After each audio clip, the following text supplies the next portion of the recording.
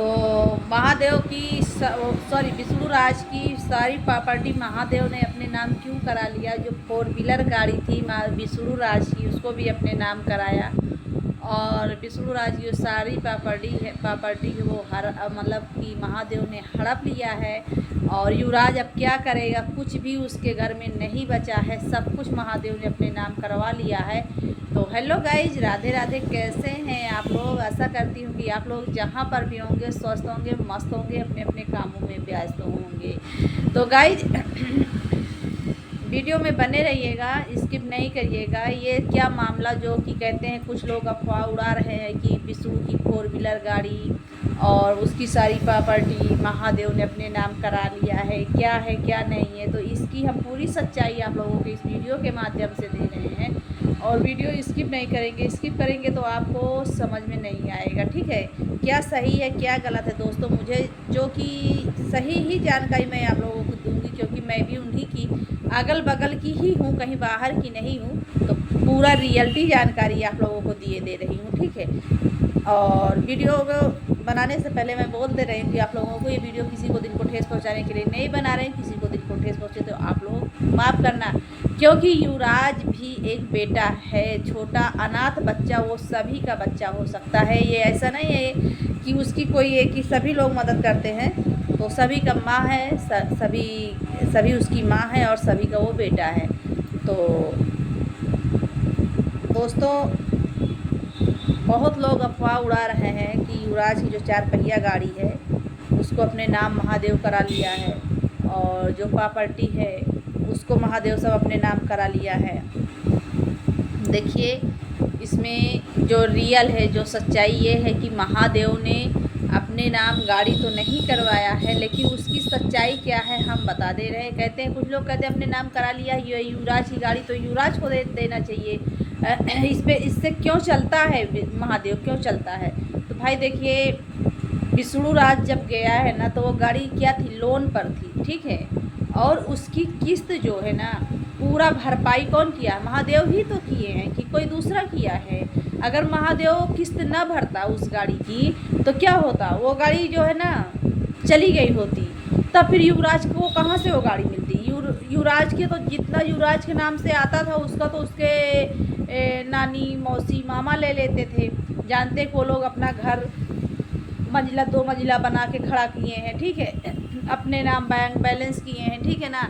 ऐसा नहीं कि युवराज के नाम से भी पैसा बहुत आया है, बहुत लोगों ने दिया है, लेकिन उसको तो आप लोग तो जानते हैं कि कौन लिया है, युवराज के नानी मामा के अलावा और कौन लेगा, ठीक है। वो गाड़ी का किस्त नहीं भरे हैं, ठीक है। अगर गाड़ी का किस्त ये लोग भर देते, मान के चलिए जो युवराज का पैसा आता था उस पैसे से इस गाड़ी की किस्त भर देते तो आज वो गाड़ी युवराज की हो जाती, ठीक है। लेकिन अगर गाड़ी का किस्त महादेव भरा है तो भाई चलेगा, जाहिर सी बात है कि उस गाड़ी से चलेगा, क्योंकि पैसा लगाया है, ठीक है। जब पैसा लगाया तो समझ लीजिए गाड़ी उसी की हो गई है। जब इतना ही था ना, मतलब जो है मायके हमारे चाचा जी यानी कि मालती के पिताजी को जब इतना ही था तो उस गाड़ी की किस्त भरवाना था। क्यों, मतलब चुप्पे दबी मोटी रकम जो है अपने पास क्यों रखा, नहीं रखना चाहिए था। जो युवराज का था उसमें लगा देते, गाड़ी की किस्त जा रही थी, गाड़ी की किस्त ही भरवा देते, गाड़ी ही मतलब फ्री हो जाती। और जो बुलेट थी बुलेट से क्यों चलता है, तो दोस्तों बुलेट भी जो है ना वो भी किस्त पर ही थी, ठीक है।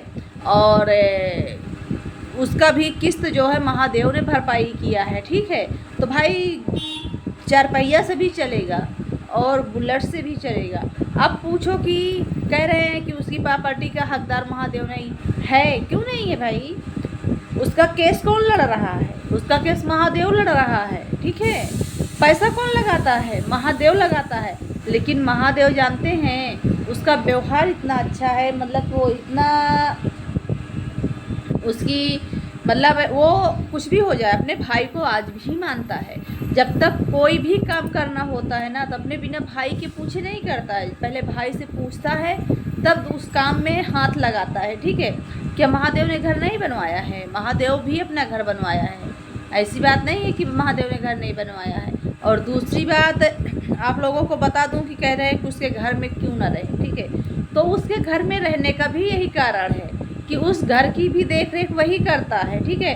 अगर देख रेख ही करवाना है हमारे चाचा जी को, तो युवराज को यहाँ पे छोड़ दे और आए कोई युवराज को लेकर के रहे, अपना घर की देख रेख करे। जब तक घर का देख रेख नहीं होगा तब तक को मतलब वो घर खंडहर हो जाएगा एक दिन, ठीक है।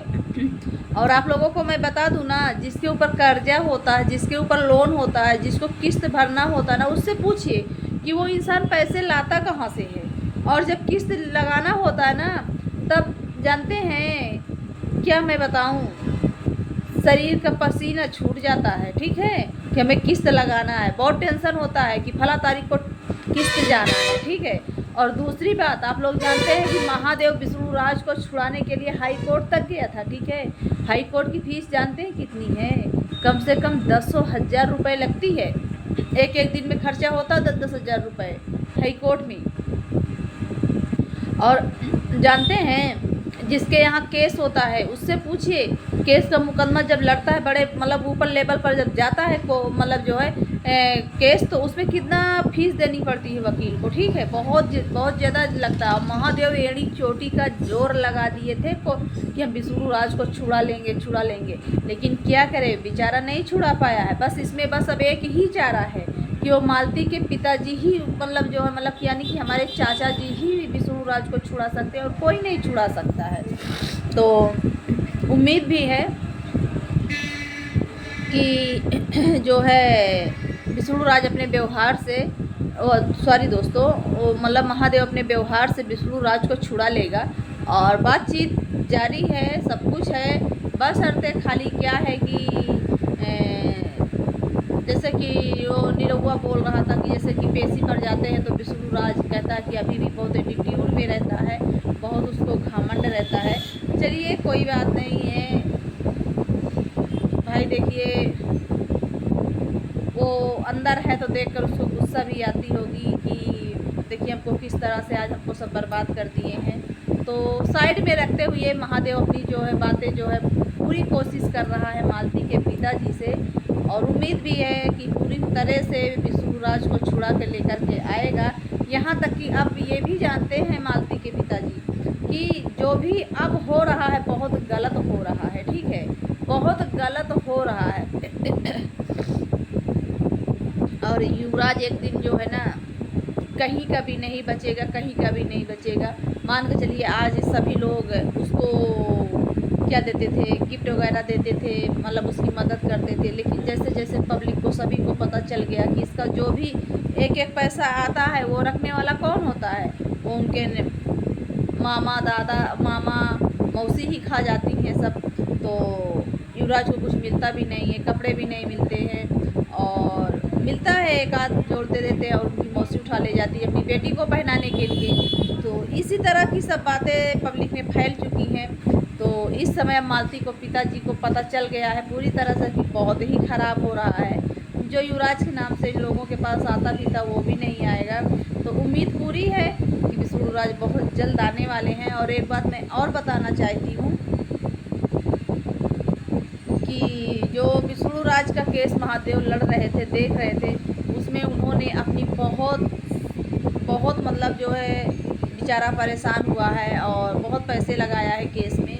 और दूसरी बात और ये है कि महादेव जो है ना आज भी अपने भाई को बहुत ही मानता है, कोई उसको अलग नहीं किया है कि अलग किया है। अगर उसको ना मानता तो उसके पीछे पैसे कहाँ लगाता, उसकी गाड़ी की किस्त क्यों भरता, ठीक है। ये तो फिर जब आएगा विष्णुराज, आने के बाद सब अपना दोनों लोग समझ लेंगे, भाई भाई जो भी होगा जैसा भी होगा। लेकिन पहले कोशिश ये महादेव कर रहा है कि हम पहले अपने विष्णुराज को बाहर लाएं। और देखिए 11 तारीख को जैसे कि पेशी लगी हुई है, देखो क्या होता है क्या नहीं होता है दोस्तों। और जब इसमें जैसी भी जो भी बात होगी आप लोगों को बताया जाएगा वीडियो के माध्यम से। और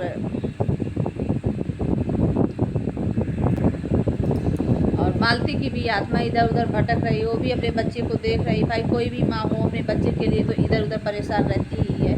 और कोई भी माँ हो अपने बच्चे को कहाँ देखिए तनिक भी दुख तकलीफ देखती है तो तुरंत जो है बच्चे को अपने गोदी में ले लेती है माँ, और मतलब कोई कष्ट नहीं आने देती है अपने बच्चे के ऊपर। इसी तरह से वो भी बहुत बेचारी अपने बच्चे के लिए परेशान है कि हमारे बच्चे के साथ क्या हो रहा है, क्या नहीं हो रहा है, इधर उधर घूम रहा है। अब आज उसका पढ़ने लिखने का समय हो गया है, अभी तक उसको स्कूल में नहीं डाला गया है, भविष्य नहीं दिखाई देता है। हमारे चाचा जी को बच्चे का भविष्य नहीं दिखाई देता है, और सब कुछ तो दिखाई देता है बट जो है भविष्य नहीं दिखाई देता है। चाचा जी का कहना यही है कि जो है दोस्तों, मतलब क्या है कि युवराज फटे कपड़े में भी भविष्य चमका लेगा। तो भैया फटे कपड़े में किसी का भविष्य चमकने वाला नहीं है। और बस मतलब कि यही कह रहे हैं हमारे चाचा जी कि महादेव हमसे माफ़ी मांग ले और हम विष्णु राज को छुड़ा देंगे। तो महादेव से हम लोग भी कहेंगे, क्योंकि हम लोग भी अगल बगल के ही हैं, कहीं बाहर के नहीं हैं दोस्तों।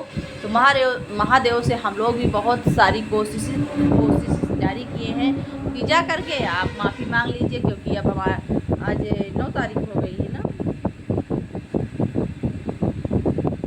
8 है, कल 9 और 11 तारीख को पेशी लगी है। अगर माफ़ी मांगने से विष्णु राज बाहर आ जाते हैं तो इससे बड़ा कोई चीज़ हो ही नहीं सकता है, ठीक है।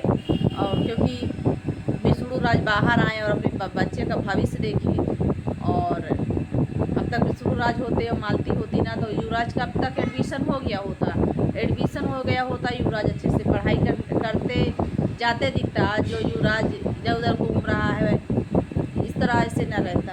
यही होता है ना दोस्तों, अनाथ बच्चे जब हो जाते हैं, माँ बाप नहीं होते हैं, तो यही हाल होता है बच्चों का। बच्चों को कोई केयर करने वाला होता ही नहीं है। बस भगवान से यही दुआ करें कि किसी भी बच्चे का, कोई भी बच्चा अपने माँ बाप से अनाथ, मतलब कि माँ बाप मतलब कि वो अनाथ ना हो। बस भगवान अगर उसको इस दुनिया में जन्म देता है तो माँ बाप उसके संग में रहना चाहिए, बस मैं यही दुआ करती हूँ। और दोस्तों वीडियो अच्छी लगे तो आप लोग लाइक करिएगा, कमेंट करिएगा, और नए हो तो चैनल को सब्सक्राइब करिएगा। फिर मिलेंगे नेक्स्ट ब्लॉग में, तब तक के लिए बाय।